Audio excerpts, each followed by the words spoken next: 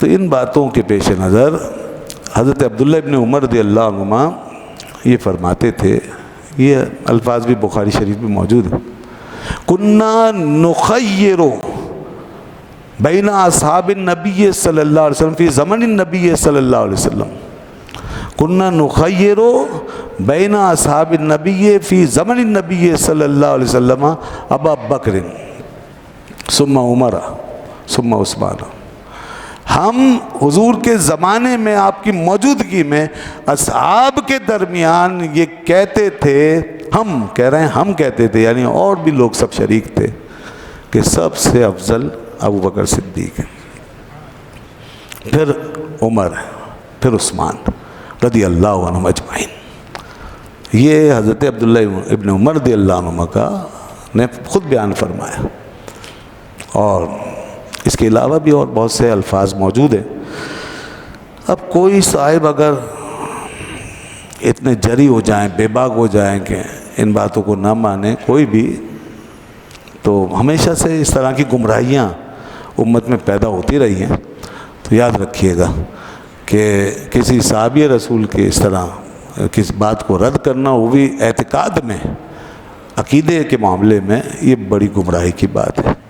وہ یہ کہے کہ جی انہوں نے کیوں کہہ دیا، کیسے کہہ دیا، کہاں سے کہہ دیا، اللہ اکبر۔ صحابی رسول کا مقام یہ ہے کہ اصحابی کلہم عدول، میرے سارے صحابہ عادل ہیں، ثقہ ہیں، معتبر ہیں۔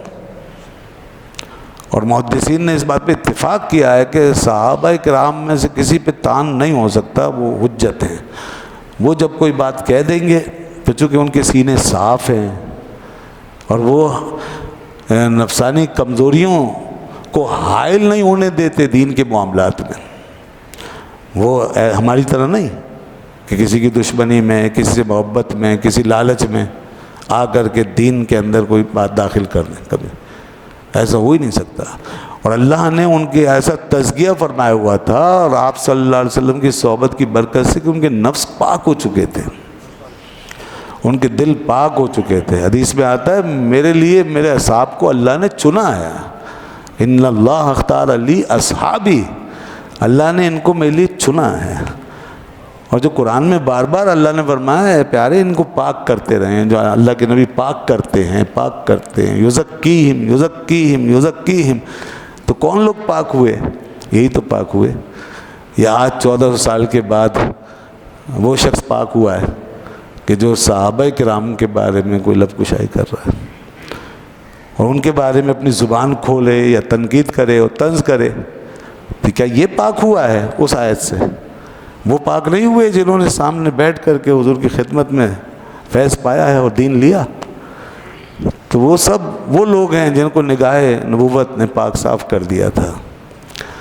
تو یزکیم کا سب سے پہلا مظہر وہ لوگ ہیں، اس لیے وہ جب کوئی بات کریں گے تو وہ پورے دین و ایمان کی روشنی میں کریں گے اور مکمل پاکیزگی کے ساتھ کریں گے۔ اور پھر وہ یہ فرما رہے ہیں کہ ہم یہ کہتے تھے، ہم یہ کہتے تھے۔ دیکھیں نا کتنا عجیب انداز ہے، ایک صاحب نے اس طرح کی بات کیجیے، آپ کیوں کہتے تھے؟ حضرت علی کے پاس لوگ جاتے تھے، آپ سے تو کوئی نہیں پوچھتا تھا، علی سے پوچھنے گئے تھے کہ کون بہتر ہے بتائیے، آپ بتائیے کون؟ محمد بن حنفیہ نے پوچھا، انہوں نے فرمایا ابو بکر۔ یہ بات بھی موجود ہے بخاری میں، ابو بکر بہتر ہیں، سب سے افضل ہے۔ پھر کون کا؟ عمر۔ اسی طرح اور لوگ آتے حضرت علی رضی اللہ عنہ کے پاس، اس لیے آتے تھے نا تاکہ حضرت علی کے ذریعے سے کلیئر ہو جائے، کیونکہ آگے لوگ کچھ ایسے پیدا ہونے لگے تھے نا کہ جو علی علی کر کے معاملات کو بگاڑیں گے، تو اس لیے انہی سے کہلواتے، انہی سے پوچھتے۔ اور یہ کتنی بڑی بے وقوفی ہے کوئی یہ کہے کہ جی آپ کے پاس کون آیا تھا پوچھ رہے، لوگ تو علی سے پوچھنے آتے تھے۔ اور پھر کتنی بڑی حماقت ہے، قرآن نے صحیح فرمایا ہے، صحابہ کرام کے بارے میں لب کشائی کرنے والے احمق ہیں۔ ہاں قرآن نے کہا ہے بے وقوف ہے۔ انہوں نے منافقین نے جب یہ کہا کہ ہم ایسے ہی مان لائیں جیسے بے وقوف لوگ ہی مان لائیں، تو اللہ نے فرمایا کہ آئے محبوب ان سے کہہ دو کہ یہی لوگ ہیں منافق، یہی ہیں بے وقوف، الا انہم ہم السفہاء ولکن لا یعلمون، یہی بے وقوف ہیں۔ تو دیکھیے عقلیں ماری جاتی ہیں. جب عقل ماری گئی تو بندہ یہ کہہ رہا ہے کہ جی ان سے پوچھنے جا رہے ہیں, ان کے پاس تو نہیں گئے کوئی پوچھنے کے لیے. تو بندہ خدا یہ پہلے یہاں یہ سمجھو کہ ان کے پاس کیوں جا رہے ہیں. اچھا چلو اگر یہ بات سمجھ میں نہیں آئی یا الٹی پڑ گئی عقل میں جا کے کہ یوں جا رہے ہیں یا تو جا رہے ہیں, تو چلو یہ جانے والوں کو چھوڑو, جس کے پاس گئے ہیں وہ کیا فرما رہا ہے. ارے جس کے پاس پوچھنے گئے ہیں سیدنا علی شیر خدا رضی اللہ عنہ, وہ کیا جواب دے رہے ہیں؟ وہ کیا تمہاری طرح ڈنڈی مار رہے ہیں؟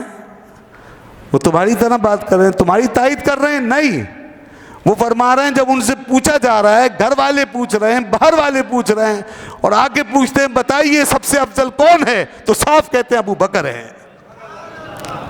یہ نظر نہیں آ رہا. دیکھیں آپ, اس لیے میں نے کہا قرآن نے صحیح کہا ہے کہ یہ بیوقوف ہو گئے ہیں کہ علی شیر خدا خود فرما رہے ہیں ابو بکر سب سے افضل ہیں. نہ یہ نظر آیا اور نہ وہ سنائی دیا کہ جہاں حضرت علی رضی اللہ عنہ فرمائیں لا تفضلونی علی الشیخین, مجھے شیخین پر ابو بکر و عمر پہ فضیلت مت دینا, جو مجھے ان پہ فضیلت دے گا میں اسے کوڑے ماروں گا. یہ بھی نہیں سنائی دے رہا. یہ عقل کا پھیر نہیں ہے تو اور کیا ہے. ایک شخص بیٹھ کے یہ کہے کہ جی ان سے تو نہیں پوچھا, ان سے پوچھا ہے, ان سے جا رہے ہیں پوچھنے, تو نہ پوچھنے والوں کو سمجھ سکے نہ بتانے والوں کو سمجھ سکے. پھر یہ کیسے علی کے قریب ہوں گے جب ان کی شان ہی نہیں سمجھ سکے, ان کی بات ہی نہیں سمجھ سکے. تو بھائی پہلے تو یہ ہے کہ ان ہستیوں کو سمجھیں, ان کی بات کو سمجھیں, ان کے دین ایمان کو سمجھیں اور اس کو اختیار کریں. جب تک اس راستے پہ نہیں چلو گے کوئی تعلق نہیں ہے, چاہے اولاد ہو, حسب نسب ہو, سادات ہوں, غیر سادات ہوں. دین بنیاد ہے, نظریہ, عقیدہ, ان کی تعلیم, اس کو لینا پڑے گا. آج بڑے لوگوں نے جناب یہ چیزیں اٹھانی شروع کر دی ہے کہ جی ہمارا زیادہ تعلق, ہمارے یہ دعووں سے کچھ نہیں ہوتا, حسب نسب کافی نہیں ہے. اصل چیز ہے ان کے راستے پہ چلنا, ان کے دین ایمان کو اپنانا. قیامت کے دن وہ یہ پوچھیں گے کہ تم نے میری بات مانی تھی کہ نہیں مانی تھی. اللہ تعالیٰ ہمیں عقل سلیم عطا فرمائے.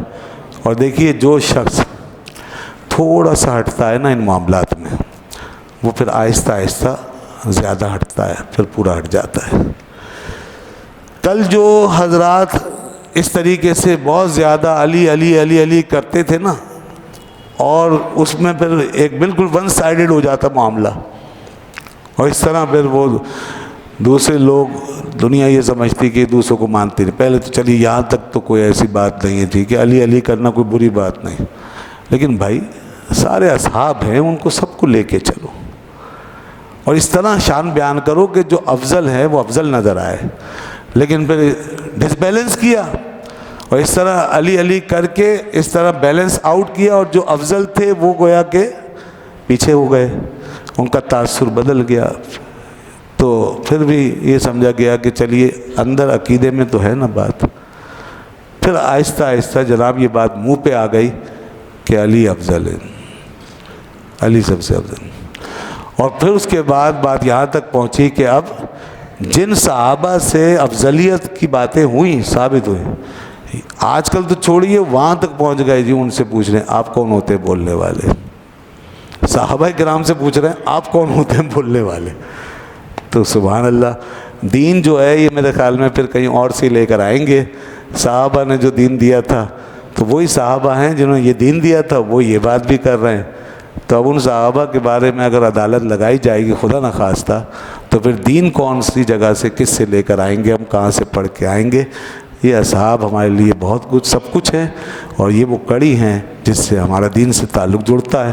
انہوں نے ہمیں قرآن پہنچایا, انہوں نے ہمیں حدیث پہنچائے, انہی پہ ہمیں اعتماد بھروسہ ہے. اور یہ ایسی بنیاد ہے کہ یہ اگر ہل گئی, صحابیت کا ادارہ اگر ہل گیا اور اس کے بارے میں کوئی ہمارے ذہن میں ایسی بات پیدا ہو گئی خدا نخواستہ, پورا دین ہل جائے گا. یہ بہت اہم مسئلہ ہے.